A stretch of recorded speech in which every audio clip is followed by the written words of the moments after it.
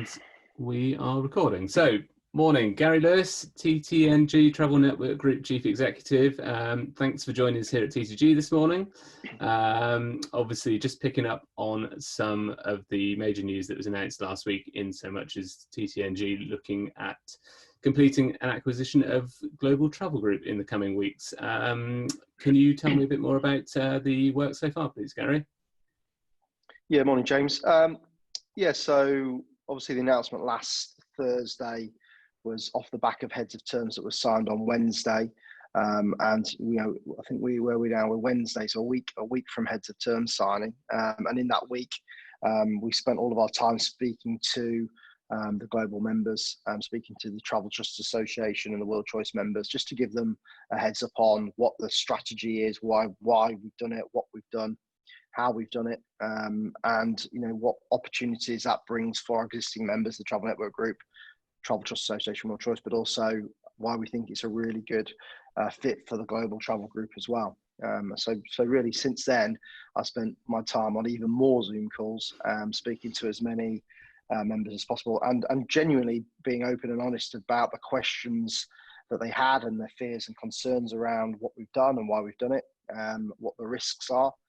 But also, I think the overall feeling from the first 7 days of signing the heads of and announcement has been really overwhelmingly supportive of the logic and why, and even in these crazy times, to be thinking about the future makes sense to many, and it's been really uplifting, really, in the week of the support we've had from all members from both sides, from the Global Travel Group and our existing Travel Network Group members. Yeah. Could you take me back a little bit to the kind of early stages of when this became something that seemed like it would be able to go ahead? I mean, when did kind of the ball start rolling on this this move? Well, I mean, we've always had a clear strategy for the Travel Network Group, which was when we brought World Choice in 2008, that growth was important and scale was important, and making sure that we were representing as many members, but whilst representing those many members from lots of different backgrounds and they're on different stages of their business journey, ensuring that we're meeting every single member's individual needs. And we've got better at that. We've changed our business to meet those needs, and we've listened to our members throughout to make sure that we're adapting all the time to that.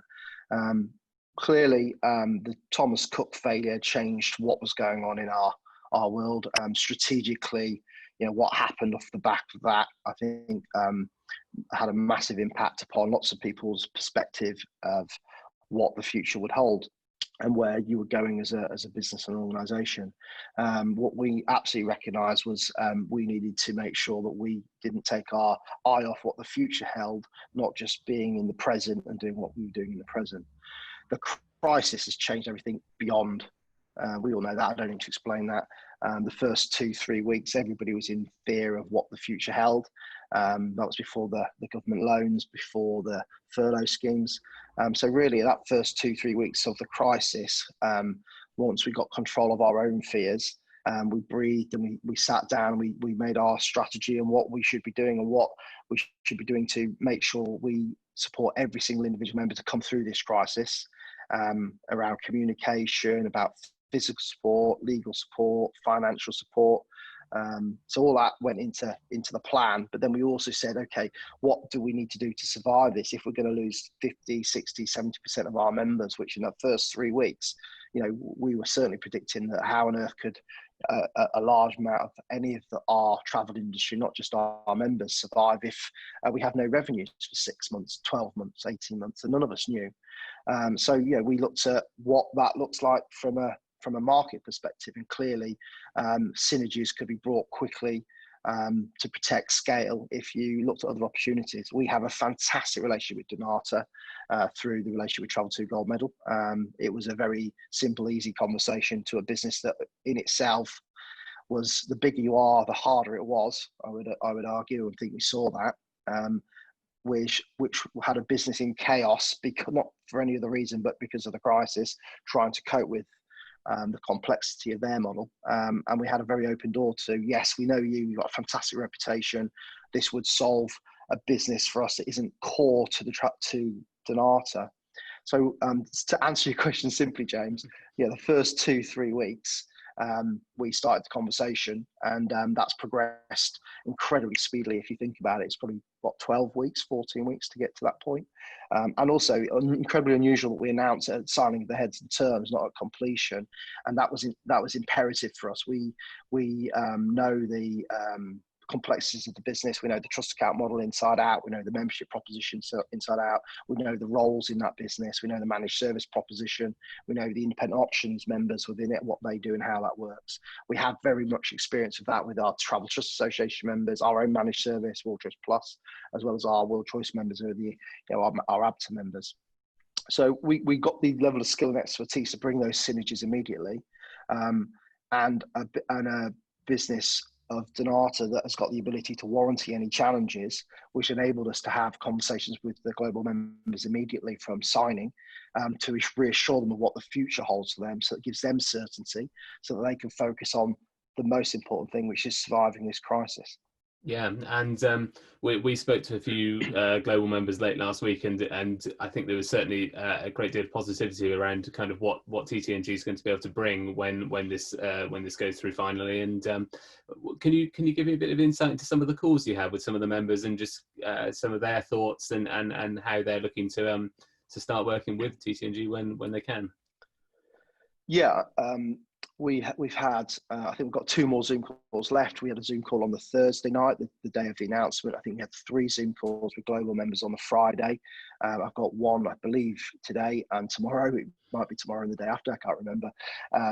We've also had lots of similar Zoom calls with World Choice members and TTA members over the Friday and the Monday.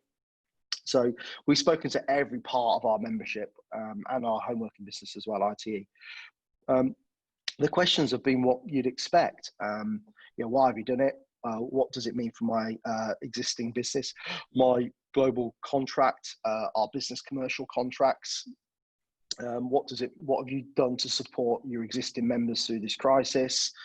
What's the financial risk? When do I have an engagement or a visit? Because there's some of the things we're promising. When can I access the marketing products or the commercial trading conversations? So it's all the things and of level of uncertainty. They just needed clarification of why we've done it.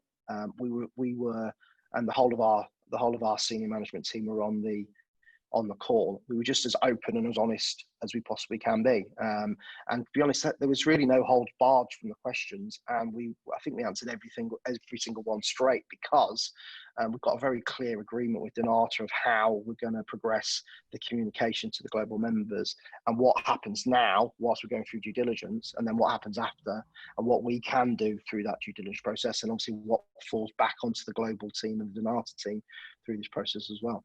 So really, the questions were just trying to, for them, give reassurance. And what was fantastic was, we obviously have a reputation as the Travel Network Group with our existing members. We don't tie people into horrific contracts that they can't get out of. We want members to be with us because they want to be with us, because we're providing a service and a solution and a conversation that they trust and we deliver against. And if we're getting it wrong, we'll listen and we'll change it. And that level of honesty, I think, hopefully, is what is giving that positivity to the Global Travel Group members, that we are the right owners for the Global Travel Group, but the right partner for them as individual businesses. Yeah. And just going back to something that you mentioned a moment ago, in terms of back in the earlier stages of the crisis, when you were looking at kind of some concerns over what it was going to do to your membership and things like that. I mean, I presume some of those concerns have gone away a little bit since now, and also with the ongoing acquisition of Global, that's going to bring your headcount up even more significantly as well. I mean, what's the kind of scale of TTNG at the moment? What's its kind of its headcount across the business, and what does that mean that as you keep growing? What does that mean for what you can do with it? Yeah, so obviously scale is important in a business, but it's obviously scale's only important if you're able to carry on delivering the services for the individual members. Cost and a way of delivering that. Now, the model we have is incredibly relationship built. It's an emotional engagement. It's about consistently obsessing about the delivery of the moment of truth of those conversations with our members and properly listening. So, that does mean that, as a resource requirement for the Travel Network Group, we are very heavily resourced within that engagement process. to hold those conversations with those members. But in terms of the membership, it takes us from 1,025 members to nearly 1,305. I think we're adding 285 members, and that's I think about 170 that are Global Travel Group core members, and about 110, 115 that are independent option members. So they're very similar to our Wheel Choice members who have ABTA licenses, and obviously the core global members that operate through the central trust account. So it takes us over to 1,300 members that we're representing, or businesses that we're representing, or distribution points that we're representing, whichever way you analyze it.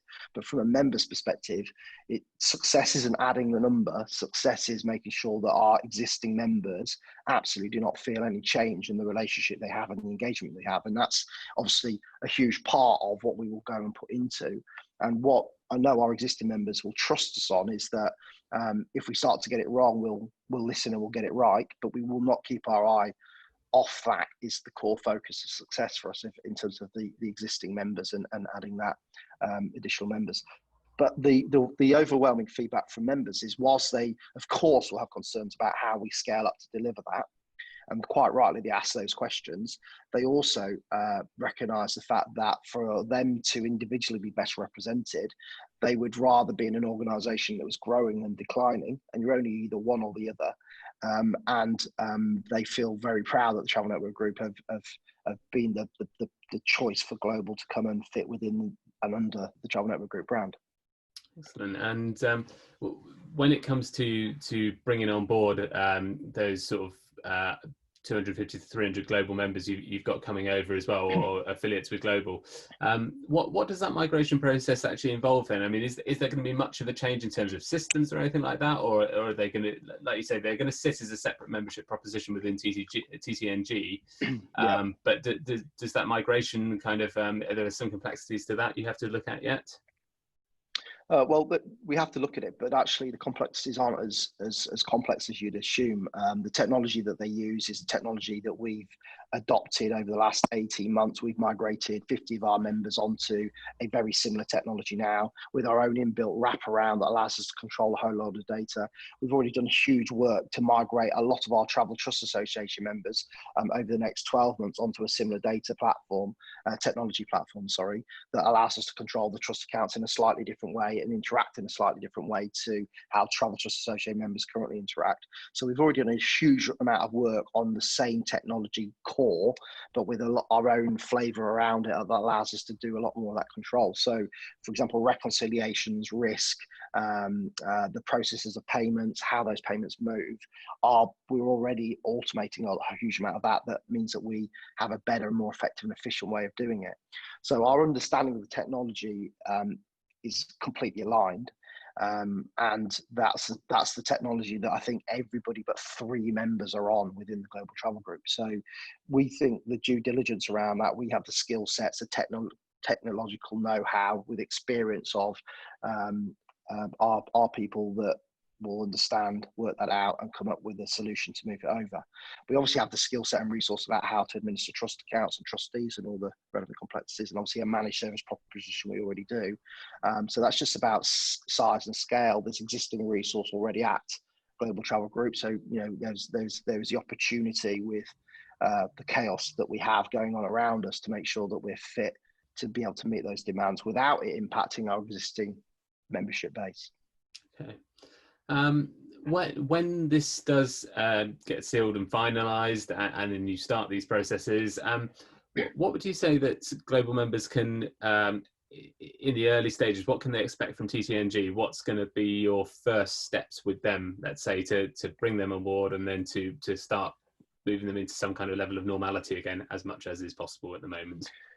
Yeah, so normality for our existing Travel Network Group members is making sure that they are getting, you know, daily, weekly engagements from us, and that's from me, the senior management team, holding conversations with as many members as possible around what is their specific challenge. And we can talk about acquisitions, we can talk about the future, but we all know the reality of the future only comes if we get through the now.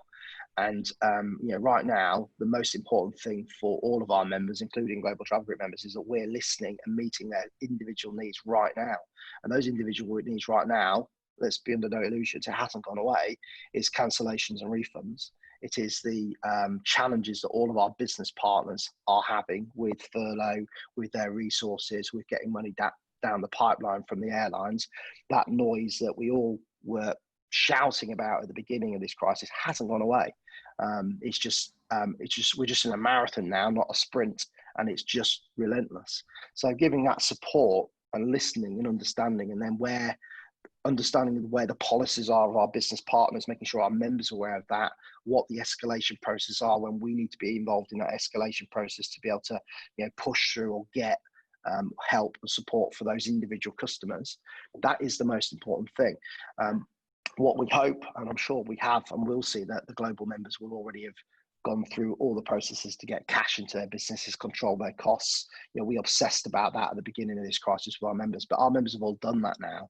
That our members are robustly sat there dealing with all the things that they could have controlled, they've controlled. And now it's those customer conversations.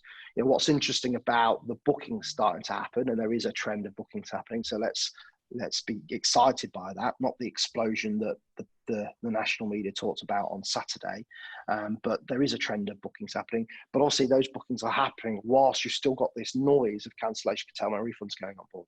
So any level of support we can give to help that noise, whilst they also get the support around the marketing, having customer conversations, being in front of customers, being open, getting ready to be open, that all that stuff still needs to be supported, and we're doing that every day throughout this crisis. Yeah, I think it's a really interesting point in terms of the like you say, the kind of what's almost become background noise of the refunds and cancellation situation, which obviously was pretty damaging in the early stages of this for on a kind of a grand scale within travel. But like you say, that's still ticking away in the background. There are going to be people that are frustrated by that process. But like you say, is also the bookings now starting to come through. I mean, our own. We run our weekly travel agent tracker, and the bookings data goes up every week by week. It's still going. So, I mean, what moves have you done so far with TTNG to kind of to support that kind of regrowth in bookings, and also get some of your members back on the high street wherever possible? And I assume there's been some wider support from TTNG to help that happen. Yeah. So. I'll just pull you up on one word there, James. Some frustration from members does not do justice to the sense of anger, despair, fear, worry that our members are having around this issue of cancellation, curtailment, refund. Where you've got a consumer with a huge booking that's been a customer of yours for 15, 20 years, who you've entrusted the holiday with a business partner, and you cannot get a conversation with the business partner to get that money back down the chain, and you're facing that customer, and or even worse, you've been promised a date from that business partner, and you've relayed that back to the customer, and then the business partner changes their policy and doesn't honour the first date. So let's not get away from that, because that is hugely challenging, and the conversations we're having with our members is brutal when we come to discuss our business partners. And now we recognise the complexities and the challenges our business partners have. And what is disappointing is those business partners where we have fantastic relationships and they haven't been able to step up. Some of them haven't been a surprise to us about how they haven't stepped up, because of the relationships we had before demonstrated they were the ones that were not likely to step up. But that's the challenge, and there will be a sense of loss, a sense of despair, and also a sense of hurt when we come out the other side of who our members will want to trade with. There's and I don't like the phrase, but there's a winners list and a sinners list in terms of those business partners, and that's the language that's being used because of the pain that our members have gone through, and we've all gone through, business partners as well, airlines as well, we all have. But that sense of our members at the front, not switching the phones off, not shutting the door, having those conversations constantly, not running away, and not being able to get that level of support from their partners above, Not all of them. Some of them have been brilliant, but not all of them. But that's been the challenge. So that focus has still not gone away, and we're still in the middle of that, trying to balance that conversation, trying to recognise the challenges our business partners have had, which they genuinely have. And that's why it's been hugely disappointing that all the lobbying that's been done, all the pressure, all the shouting and screaming and crying that's gone on around the refund credit notes, around the cancellations, around the package travel regulations, still hasn't been resolved. And the work we've all put in, we're almost getting on with it despite that. And we're still managing to hold fantastic relationships. Our members are holding fantastic relationships with their direct customers. So that frustration word it goes beyond that. I know why you mean it, but that's a point. But in terms of support for everything else, of course. When we've seen certain members who didn't stop having conversations, didn't stop the marketing, have seen the overall market shrink, but their share of that market has increased. So we've seen that going on. That gave us encouragement very early on to start reminding members that they have to deal, obviously, with those customer immediate needs, but they shouldn't stop thinking about the conversations about the future. And those conversations should be happening with regular marketing, a conversation, and a way, as long as it's right for their businesses, that they have to demonstrate to the customers they're still alive and they're still around. And we've been doing that with marketing support, with campaigns, with even on the Zoom calls when we're having conversations with members, telling them what other members are telling us about those engagements with customers. And we've seen that momentum build slowly with different things happening, which is interrupted by poor messaging from government, lack of clarity on certain things. All that stuff's going on, and we still have to carry on having confidence that the market will come back. Yeah, and you mentioned a moment ago how very much viewing this as a marathon now, and this is going to go on. I mean, we're only 3.5, 4 months into kind of the effects of this sort of pandemic at the moment, and there's been that immediate shock in terms of cancellations and refunds and that, but that process now, I mean, you can clearly see extending out for a year, 2 years beyond that, as well as we get more bookings and things have to be cancelled, and longer out bookings and things like that too. So how do you have any kind of strategy in mind with how you go about dealing that over such a long period of time? I mean, how do you keep kind of that working on that issue in the background? Yeah, so I think the most important thing is communication, listening to what's going on and making sure our members are aware so they can feed back to us their ideas around what we can and can't be doing. So, the Leicester lockdown, what on earth happens off the back of that? What conversations you're going to have with customers from that? So, just learning from that immediately allows us to inform all of our members around, okay, these are the thought processes. So giving our members scripts, for example, what questions are our customers likely to ask? If I'm going to a destination with a green light today, but it turns into a red light tomorrow, what's the impact on that? That comes down to customer confidence. That comes down to all the tools that we have for customer confidence, is like travel insurance. Travel insurance is a huge issue now. We know that our insurers are working on ensuring that consumers have COVID-19 cover before they carry on. But then what happens if they're locked in? So they haven't got COVID-19, but they're just not allowed to go. So all those complexities, those are the questions that will start to come out very quickly. Our role is to make sure that our members are aware of them, can be part of that discussion to work out what the answers are, and then allow them to have confidence to be the expert in front of that customer when they come in, and give the customer the confidence that they can book because they have these other safety measures in place if something does go wrong because of COVID-19. Yeah, you mentioned a moment ago as well some of the complexities around messaging, and particularly, I mean, I think the government messaging has been difficult for everyone in this throughout the kind of process from the start. I mean, the latest situation with the traffic lights and the air bridges, the FCO advice, the quarantine, all that. I mean, it was rather pushed out as a slightly unusual kind of statement at about 10 p.m. on Friday night, so far as I can recall, with a promise of more details this week. I mean, have you heard any more at this stage, or are you still just waiting like everyone else for some clarity? Yeah, I think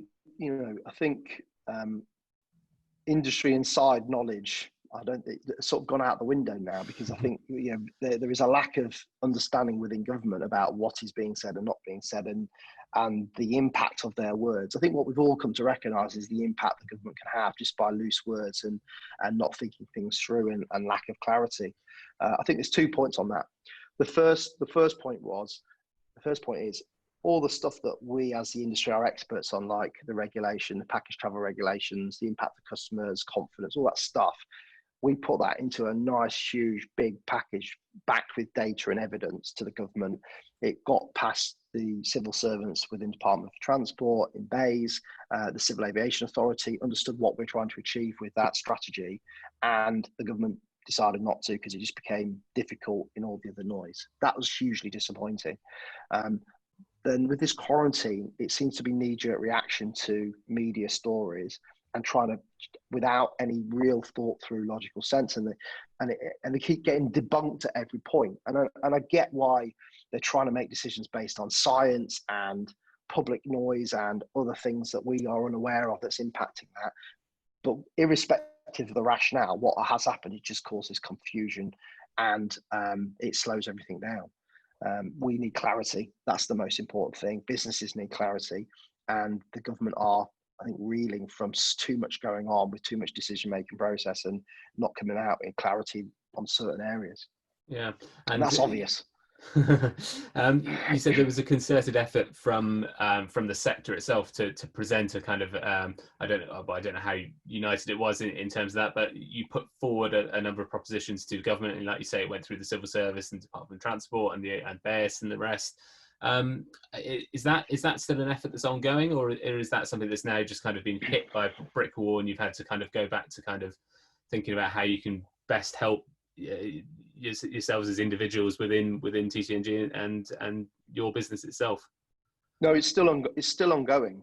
But you know, when we're in trouble as an industry, when, you know, the senior leader, you know, the political leaders, really, in many ways, you know, you look at ABTA, are trying to go public on calling out the government. At that stage, you're in trouble in terms of our ability to influence what's going on. So yeah, all of our influences is through the Civil Aviation Authority, their connections to the FT and BAYS. We know that the conversations are still going on. We've not dropped it. You know, the CA made a commitment to myself, ABTA, that they would come out and support the refund credit notes publicly, and that those guarantees were in place. That was probably 3-4 weeks ago. They still haven't done it. Clearly, the government must be, or somebody must be telling them they're not allowed to do it. I think otherwise, you know, it seems practical and illogical not to give reassurance around that. But again, our industry has just carried on regardless. You know, refunds aren't happening in 14 days. We're all breaking the law. So we're carrying on, making sure we can do what we can do, to be honest with our customers. The money will come down. We're chasing it consistently, regularly. And when it comes down, we'll give you a refund. If you take a refund credit note, because you've got an ATOL certificate, it will be financially protected because you've got an ATOL certificate. You know, so we're having those conversations despite the CA and despite the government. Have you been quite impressed by the pragmatism within travel for this time? I mean, we, like you say, with ABTA coming out and leading that kind of the credit note situation, and the fact that just your members have now kind of adopted things like that and have moved towards it and are paying when they can in terms of refunds. I mean, is that been kind of at least some kind of positive thing here, that you've been able to kind of work through these processes and actually put some kind of system in, even if it's makeshift, in place to actually get these things working? I've not thought of it. I've not thought of it like that, really. Am I impressed or not? I think we were so in the moment. We were making sure that we would going to do everything and anything to be fair to the customers, but to help our businesses survive. And you had to make a decision at some point, especially for ABTA and ourselves as a Travel Network Group. You know, the customer rights of a 14-day refund, we don't want them taken away. But the logic and practicality of doing that, it's impossible. So just because we want it to happen doesn't mean it's going to happen. So keep shouting about it isn't going to happen. So how do we solve that to enable our members to have a safe conversation with customers that is fair and proper and explains the seriousness of the situation? So, you know, coming up with a refund credit note, putting that into a way that allows our members to have those conversations was fantastic. It made sense. Yes, it broke the law, but yeah, we weren't breaking the law on purpose. We just can, yeah, if we gave the money to that one customer and we go out of business, well, then nobody gets their money back and they wait even longer for the claims. So I don't need to go through the logic of that. Yeah, I think the industry robustly led it. I think we could have been quicker to it in the data that we gave to influence government in terms of collecting that data and being more precise, quicker. It probably took about 4 weeks to start getting to that. You know, other countries got to it a little bit quicker. But listen, in that chaos of that first 4 weeks, I don't think any of us should blame anybody. We were all trying to cope, work it out, and then come out with different plans and timings in a world we've never seen before. Yeah, certainly. Gary, I just want to go back to the global situation as well, and how that's going to progress now as well. First thing, I suppose, perhaps a new global member moving over to TTNG might think, perhaps is what can they expect from TTNG going forward? I mean, what can they look at by way of the membership benefits of this acquisition? So I think the first thing to remember is Global Travel Group will come under as one, the Global Travel Group under the Travel Network Group. So it will sit and remain as its own distinct brand and distinct mechanism for payments and licensing and contracting. So by bringing that brand and that sort of almost bubble of the Travel Network, the Global Travel Group coming under, like we have World Choice and Travel Trust Association, it means that the members will not have any impact upon their trading, their conversations with customers, where their money is, how that flows, all that stuff remains. So it should hopefully be pretty seamless. Now, I'm sure there will be some things that go wrong and some challenges that we've unseen. Hopefully we'll work those out through the due diligence. So that allows us to bring them over. But as any, whether you're in World Choice or Travel Trust Association or Homeworking, you get access to a whole load of products that the Travel Network Group provide. The starting point of that is clearly the commercials. So the commercials will, through the round of negotiations with our business partners, will represent 1,300, not 1,050, and therefore we have a slightly different conversation on access to those members for our business partners. So that's the starting point. The second position around that then becomes all the other solutions and products and services we give, and I'll touch on them in a minute. But the most important thing we're going to give global members is a membership services manager that is going to give them specific amount of engagements that are going to be listened to specifically for their business needs, and then we're going to answer them. And where we can fix it, we will. Where we can provide solutions and services to help them, we will. But our clear goal is for every member is to help them develop and grow as individuals and as a business. And we have demonstrated through the Travel Network Group, TTG and World Choice, from when World Choice came together with us in 2008, we've grown that from 650 members to over 1,000 members through that service. So, you know, marketing is a given, trading is a given, membership conversations is given, insurances, technical platforms, trading platforms, technology, clever stuff around automation, artificial intelligence on some of the tech stuff that we're going to look into do for all of our members is something that's coming down the line. Trying to be thinking ahead about where the market is to help people direct their business, but just giving them that energy and motivation and passion to be the best they can be and support them in that particular journey. I think they'll buy into that. Clearly, we've got innovative marketing. Clearly, we've got technology that's going to speed up. It's going to save them time and cost to help them focus on the marketing and sales. The way we coordinate our membership, commercial trading and marketing teams together to ensure that we're really getting to the most important thing, which is helping our members sell more holidays. And so you're a new independent agency, you're looking to open on the high street, you're looking to build a business, but you're looking to join a consortium. What would be the kind of criteria by way a new member would be channeled towards the Global Travel Group as a part of TTNG? I mean, how would you looking to build the numbers within Global when it becomes part of the overall group? Yeah, that's a really good question, actually, and one we're not properly considered about the new members coming on board. Clearly, we have a pipeline process now that allows a customer to come on board or a new member to come on board and make decisions on where they particularly are with their journey, their experience, how much support they need around that journey. You know, what niche type of products they're selling, or what if it's a general. So there's a number of different things which help a new person decide what the best proposition portfolio is. Simply Global Travel Group coming into the Global Travel Group as the Global Travel Group, they have already their own existing pipeline of how they bring people into the Global Travel Group, and that's actually interesting. And it's not the rationale or logic for acquisition, but they do have a way of bringing a slightly different franchise member into the industry in a way that Travel Trust Association World Choice doesn't. So, that would certainly be looked at and considered. To we want to keep growing scale. We want to keep doing that mostly, and most importantly, through our members growing. That's the most important thing. If we carry on doing that, then that will in itself attract other people who want to be part of what we provide to help those members grow. And that in itself will make sure the pipeline remains healthy throughout any of the challenges we've got coming down the road. Excellent. And is there anything else you're working on within TTNG at the moment that is going to come up as being a benefit to global members when they do move over in the coming weeks or months? Is there anything that you're working on right now that then in a few months' time may well come to fruition as something that is going to be a great benefit to them then?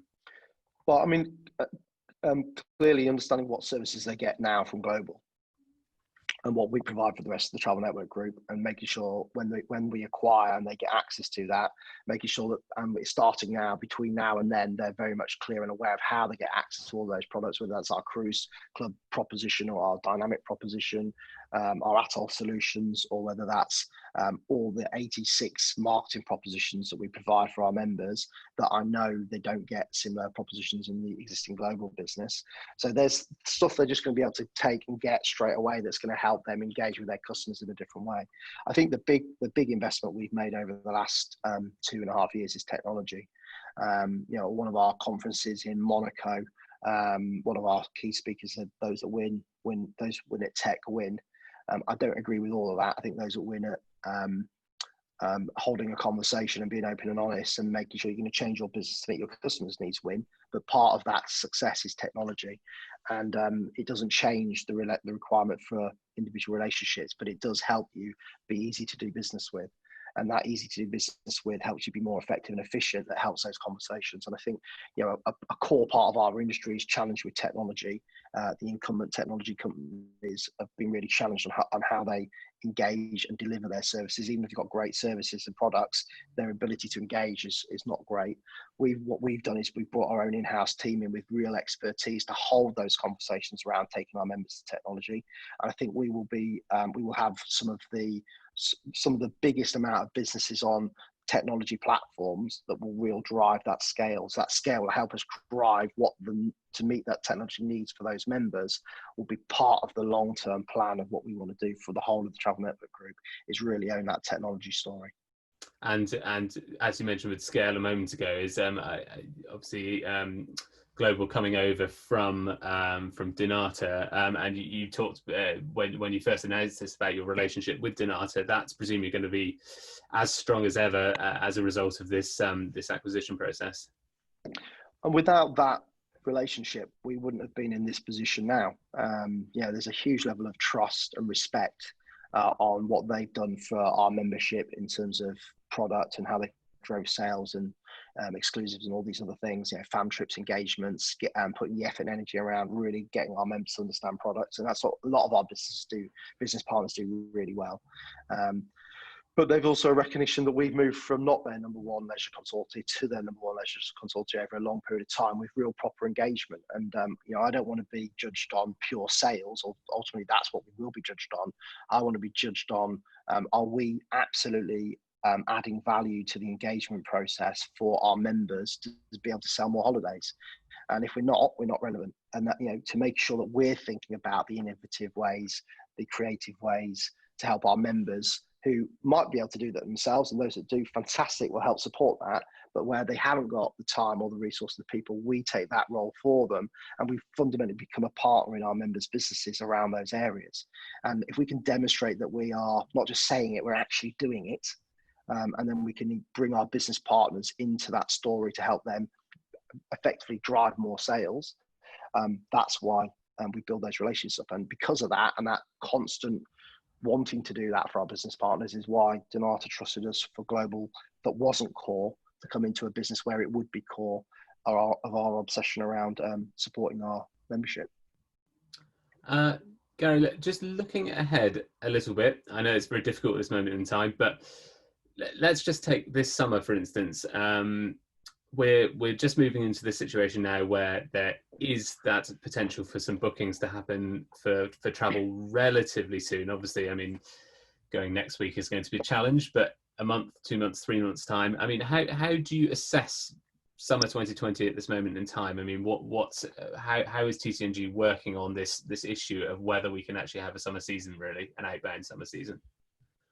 Well, I've spent the last 14 weeks telling our members, let's hope for it, let's pray for it, but let's plan for it not happening. So that's the fact. Now, we want it to happen because we want those bookings that are currently in place to travel, because that is fantastic if they get to travel.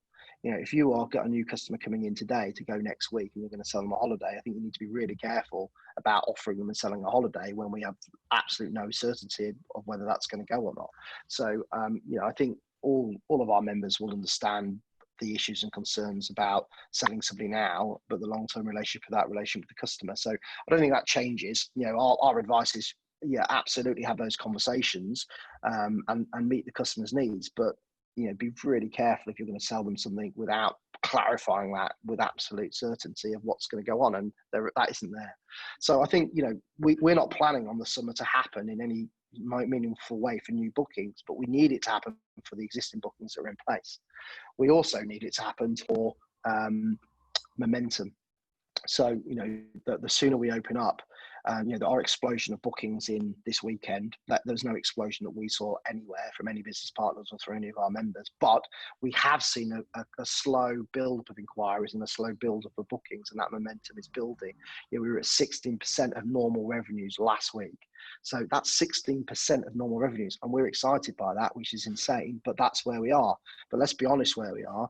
I'm not going to debunk the national papers talking about explosion. If that creates a demand from customers, fantastic, but it isn't where we are. What we still have to do is keep having those engaged conversations with customers, being honest and truthful, and that's what our members have been brilliant at through this. It's why we've had very few closures. They've been incredibly robust, and I'm really excited about us getting through this and seeing the momentum, because if we do start to see summer happening for our existing bookings, we have seen bookings happening for late 2020. We've seen the UK market start to move. We've seen probably 2 in 10 bookings have been for the end of this year. So that's fantastic. That means the ski season, the winter season might absolutely happen if we get confidence over the next 2 months. And that really gives us success in 2021. Because let's be under no illusions, the acquisition of Global, the Travel Network Group, the whole of our market is in a completely different world if 2021 doesn't happen. And we're all sat there with that fear because none of us know. But we can't behave as if it isn't going to happen. We have to behave with the belief that we are absolutely going to build that momentum, do all those things. And that's why we need the government with clarity. We need them giving clear statements, because this doesn't go away for next year. What happens next year if we have a big lockdown? We need the insurance market coming back online to give us travel insurances to give those consumers confidence. We need the supplier disruption covers to come back into the market to give businesses confidence to take the risks that we have to take through sending consumers away and dynamically packaging. We need the CAA to come to the table with some clarity around what the world looks like for an ATOL certificate, and is it financially guaranteed even if they haven't travelled and they're still going next year, despite a refund credit note or with a refund credit note. We need all those things to carry on happening and not lose sight of the fact 2021 has to happen. What's been the feedback from members re 2021 so far? I mean, are they confident of getting the bookings away for that time? I mean, irrespective of what happens in terms of the actual travel at the end. I mean, are they confident about kind of selling 2021 and beyond? There's absolute confidence about selling 2021 and beyond, and quite rightly, and there should be. And we've been talking about that for a long time. We've got some members in certain markets that are absolutely smashing it for 2021 in terms of their numbers, but they're very few and far between. So I don't think there's lack of confidence, but of course there's that dull ache in us all about that fear of the unknown, which that isn't anybody's responsibility. That's just the way the world is, and that's not government's responsibility, anybody else's. We're just fearful that, and why we're so desperate for everybody to get control of this and start having a conversation where we think we can live with COVID-19 or bring a vaccine that simply makes it disappear forever. because they're the only two options. We're either going to have to live with it, or it's going to disappear because some fantastic scientist is going to remove it. Gary, last thing really. I mean, bringing globulin over the coming weeks and months is obviously going to be a major step for TTNG, and it's going to be a big effort for global members coming in. Kind of, what are your hopes in terms of the amount of time it's going to take for that to settle down and to really get that proposition working within the Travel Network Group? So I don't think it is a big effort.